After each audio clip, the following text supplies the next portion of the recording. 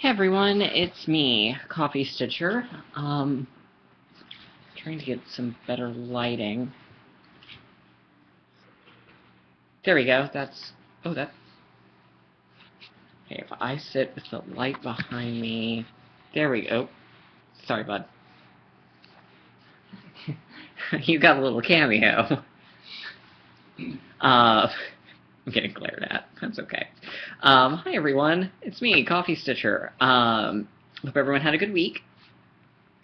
I don't have to rush for dinner this time, so there'll actually be a decent length, I think, to this video. My video, there will not be a video next Sunday. Instead, there will be a video Thursday, because that'll be my 1-year anniversary of being on the Tube of You. So I have a couple of things planned. So that'll be on Thursday, because I will be coming back from Arkansas on Sunday next week, and I have a feeling I'm going to be way too tired to try and deal with the video. So you'll get a video Thursday, and then not again until my next Sunday. So that'll also get you one more witch item.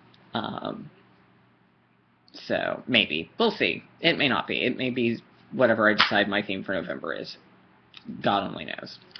So, alright. So, how was everyone's weekend?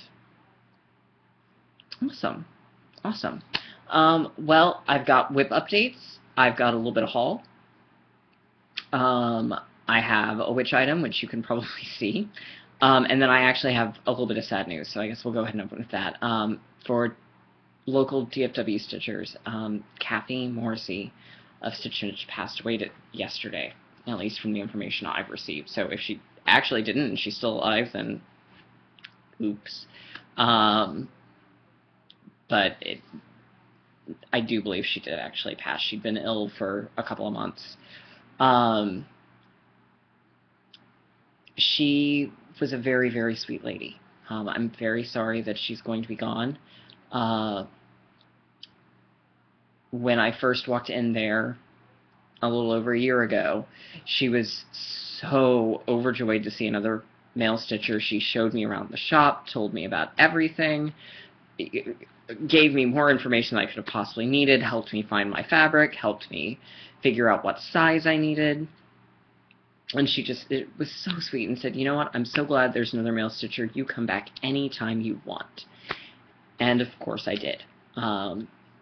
So I'm very sad to hear that she's gone. So may she rest in peace. So, moving along from that. Alright, so I got the next piece of a little help from my friends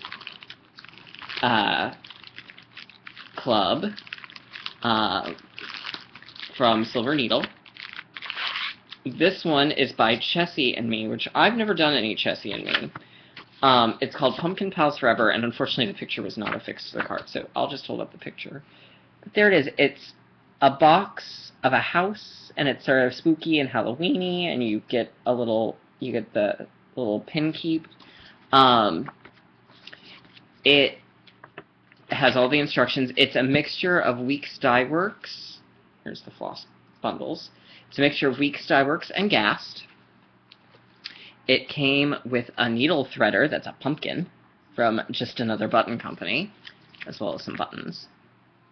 A needle, of course. The usual Jelly Bellies, including, this time, not a buttered popcorn. Thank God.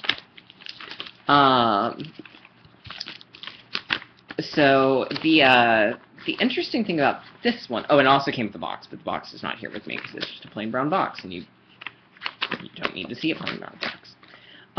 But it actually came with 2 pieces of fabric as well as the wool for the little rolly thing.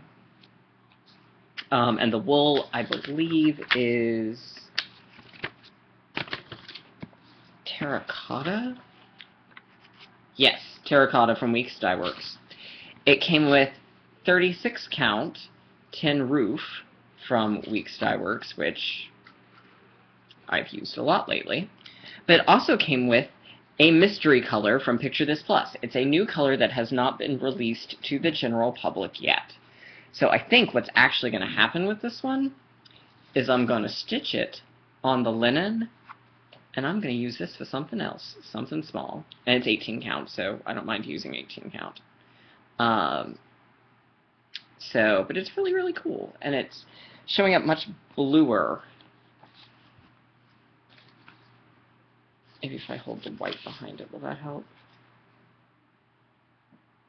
There we go. There we go. It's that sort of gray color. So, and by comparison, there's Tin Roof, which is more brown. So it's a neat little stitch. I'm still working on the first one. God knows when I will finish it. Although, like I said, next year my goal is to only stitch from stash and to primarily finish what things I have started now. Obviously, when Mania rolls around next year, that'll be a little different. But that's the current running plan. We shall see how well I stick to that. This is me we're talking about. I was hoping I would have 2 finishes this month. I think I'm going to come close, but I don't think I'm going to quite get there simply because there's only a week left. But I am very close, so I should definitely have a finish this month, and I'll have another, at least one next month. So first I'll do my show off where I'm at on Master and the Macabre.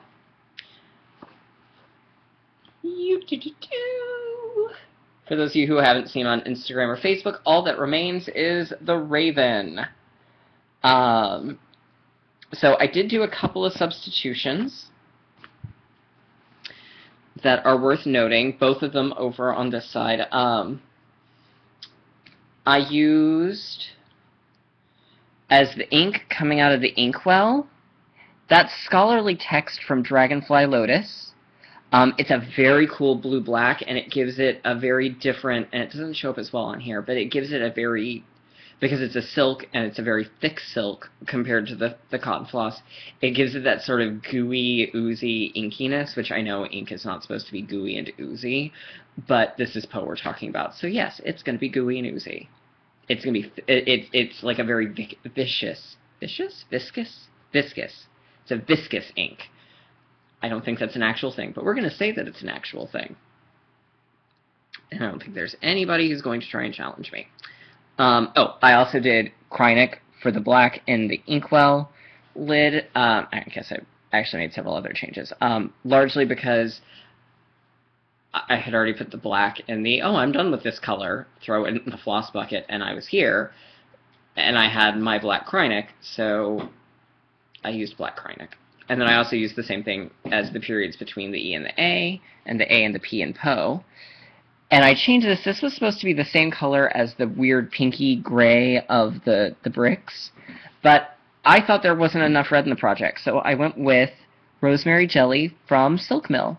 And I'm really, really pleased with how it showed up. So there we go. There is Master and the Macabre. I'm just waiting, and I know Liz, I think, got it in the mail. If not, it's no big rush because it's not going to take me that long to finish it. Getting the wool silk hybrid from Liz, and then I've got to pick 2 purples to go with it, and then find a red bead, and I'm done. So I have maybe a good 2 hours worth of stitching left once that gets here. So if it gets here, then I will have a finish, hopefully before Halloween. If not, then I'll have a finish in very early November.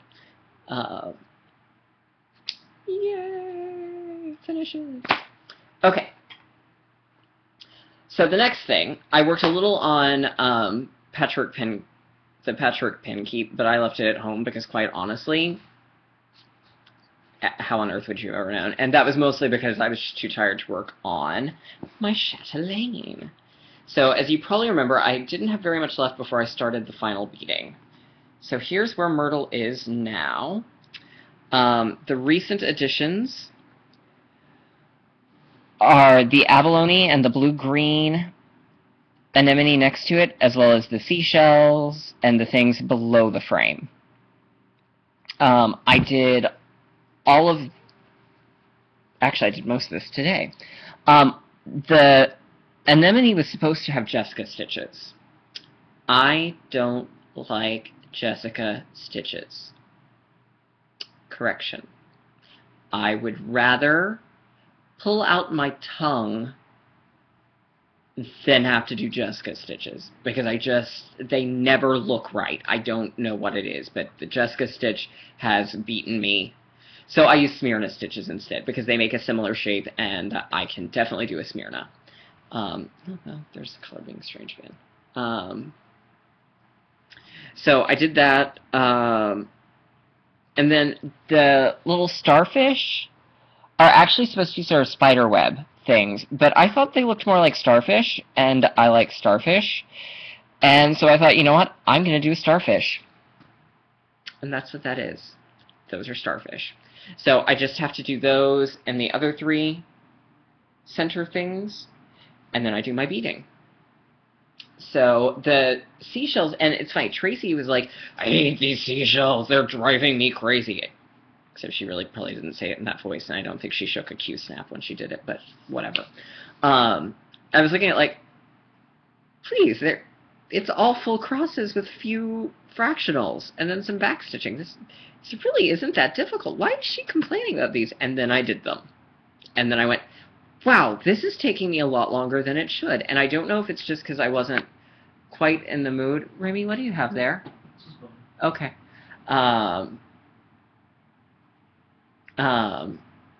Sorry, making sure the dog wasn't into something he wasn't supposed to be. But yeah, so they took a lot longer than I thought they should have. So that will be the next step, is to finish the seashells, and then I'll hopefully get those done this week, and then in November, after I finish my piece on Screamhouse, which is 2 roof pieces, then I... Oh, wait, no, I did do that right. 2 roof pieces. Then I will do the beading, and then I'm going to, I think, work on my Leslie Tier Oz. I don't know, we'll figure something out. So, I don't quite know what's coming next, but something, and it'll be awesome. So there we go, we've got my Q-snap ready. I'm just going to work my way around. Alright, so those are my WIP updates. Alright, so I'm not sure if this is the final or the next to final of Wicked Witch October. We'll see. I may, since it's going to be a longer span time without a video, I may do 2 Oz pieces next week. So we'll see. So they're going to be the last or the next to last. Is again another one that's not a traditional interpretation. It's funny. As much as I do love the movie, and I know I've mentioned this before, one of the things I really appreciate are when people do things and sort of hint at the movie, but take their own spin on it. Because, yeah, you can copy the movie, but where's the originality in that? And one of my favorite memories as a kid was going to the mall, and we had a department store called Stripling and Cox, which was primarily Texas-based, and is no longer around. But they had we nearly always walked in on the children's department side. And to the left of the children's department was like your homeware stuff, like your plates and things like that, fairies and sundry homewares. But in between the two was, sort of an arched doorway, and inside that arched doorway was a display case of Madame Alexander dolls. And the set that I wanted, of course, was the Wizard of Oz set. And when they first came out, it was Dorothy. And then the next year they reissued Dorothy with shorter hair. as well as her friends, and Glinda, and a handful of munchkins, and a winged monkey. But no Wicked Witch. And the way the Madame Alexander ones were done, they were definitely... Dorothy was definitely based off the movie. I mean, it's the blue gingham with the ruby slippers, and, I mean, it's movie Dorothy. But all of the other characters aren't. And I mean, obviously, there are only so many liberties you can take with the Tin Man when you're building off of something that's actually a humanoid shape, and has to be physically tangible. But none of the others really... Glinda was in pink, and it was a big dress, but that was essentially the extent of it with her. The Munchkins were not direct copies of the movie. In fact, I don't really like the Munchkins all that well, so they aren't something I'm desperate to get. And the monkey was basically a brown monkey with wings. I mean, what else are you going to do? And then in 1995, they issued 3 special limited for, like, fall only dolls. One was the Wizard, who I have as well. One was an Emerald City Dorothy, which is the only one of the 2 I'm still missing. I don't have Glinda. And really there, it was the only difference is she's wearing green plaid. But that's really it. And the Wicked Witch of the West. But not your standard-looking Wicked Witch of the West. She is green-skinned, and I'm pulling her boot off as I hold her. But she comes with this felt overskirt that looks like fire. It's got green sparkly lining, and she is actually wearing a green sparkly dress under it. And of course she has her green skin, as well as her red and green broom. And then of course her hat. And I've always really liked this interpretation. Frequently in my costume designs, I included some sort of fire effect to the skirt, because I thought it looked so cool and was so striking. So that was the Wicked Witch, as originally rendered by Madame Alexander. And she was only available during the holiday 95 season. And then she was replaced in 98-ish with a more traditional-looking Wicked Witch, and the Glinda was replaced with the more traditional-looking Glinda. So, and now Madame Alexander basically just copies the movie, and I'm kind of done with it. Because, I mean, I can get any doll that looks like the movie characters. Give me something that doesn't. So, anyhow, that would be the next part of Wicked Witch October. So, anyhow, that's the video for today.